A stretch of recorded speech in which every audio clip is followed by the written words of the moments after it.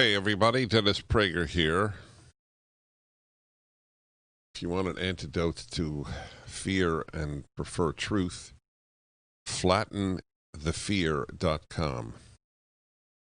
Just visiting it is a vote for truth in this country. One of those affiliated with it is Dr. Lee Gross, a physician in Northport, Florida, 20 minutes south of Sarasota.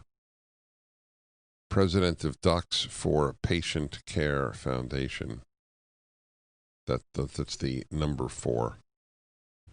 And is with, again, flattenthefear.com.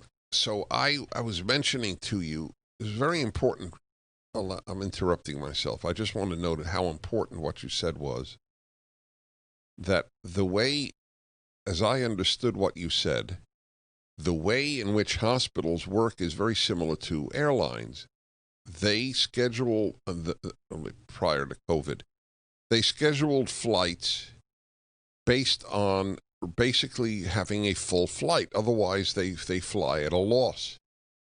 You have the number of ICU units based on essentially full capacity at any given time. Is that correct? That is absolutely correct. Right. So when the press reports full ICU, it's meaningless. Well, it's situation normal. I mean, that is our status quo every year. That's our status quo during flu season. That is what we're used to. And knowing what was coming, or at least seeing the experience in Europe, we've prepared for the worst case scenario, which is hundreds of patients needing intensive care units, hundreds of patients needing ventilators. Now, while we're still certainly seeing patients in the hospital, the fact that we're near 100% reporting is nowhere near a report of how many beds are available.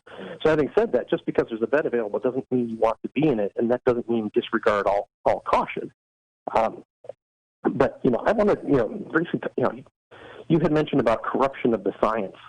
This is something that we're not used to in healthcare. We're not used to politicizing the healthcare message to the point where we're actually manipulating scientific data.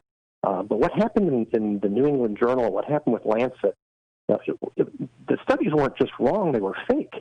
That is not something, the Lancet doesn't retract studies easily. And so, those incorrect studies, those fake studies, completely changed guidance for hospitals all around the country as to how they were treating patients early, and essentially abandoning what may ultimately prove to save hundreds of thousands of people.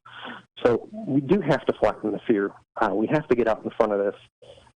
And what we're seeing in Florida, this is largely being driven by data in 6 counties. We have 67 counties in Florida. Almost all these cases, the vast majority of the cases, are being reported out of 6 counties. 61 counties are not having a crisis. In fact, in many counties, the only cases you have are in the prisons or in the nursing home.